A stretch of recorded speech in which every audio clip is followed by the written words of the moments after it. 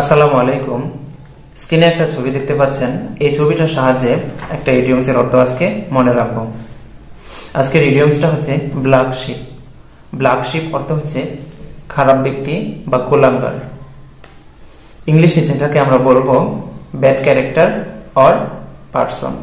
ইডিয়মসটা যেভাবে মনে রাখবো, দেখুন আমাদের সমাজে একটা শিক্ষিত ভদ্র ফ্যামিলির মাঝে যদি একটা অভদ্র অশিক্ষিত মানুষ জন্ম নেয়, তখন তাকে আমরা কি বলি?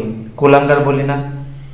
কারণ সে জাত ছেড়ে কুজাত হয়েছে, মানে তার ফ্যামিলির সবাই, তার বংশের সবাই ভালো মানুষ, সে একলা খারাপ মানুষ। তার মানে সে জাত ছেড়ে কুজাত হয়েছে, তার মানে সে কুলাঙ্গার।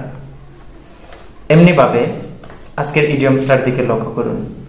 ব্ল্যাক অর্থ হচ্ছে কালো, শিপ অর্থ হচ্ছে কি? বেড়া, মানে কালো বেড়া।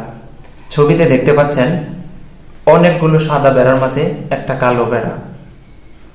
আমরা জানি বেড়া মূলত সাদা হয়, সকল বেড়াই সাদা হয়, কিন্তু এতগুলো সাদা বেড়ার মাঝে একটা কালো বেড়া হয়েছে। ওই যে শিক্ষিত ফ্যামিলির মধ্যে একজন অশিক্ষিত হয়েছে, এমনি ভাবে অনেকগুলো সাদা বেড়ার মাঝে একটা কালো বেড়া। তার মানে কি? সে জাত ছেড়ে কুজাত হয়েছে, মানে কুলাঙ্গার হয়েছে। মানে শিক্ষিত বংশে খারাপ ব্যক্তি জন্ম নিলে যেমন আমরা তাকে কুলাঙ্গার বলি, এমনি ভাবে সাদা বেড়ার মাঝে একটা কালো বেড়া, তার মানে এটাও কুলাঙ্গার। সুতরাং ব্ল্যাক শিপ অর্থ হচ্ছে কি? কালো বেড়া। কালো বেড়া মানে কি?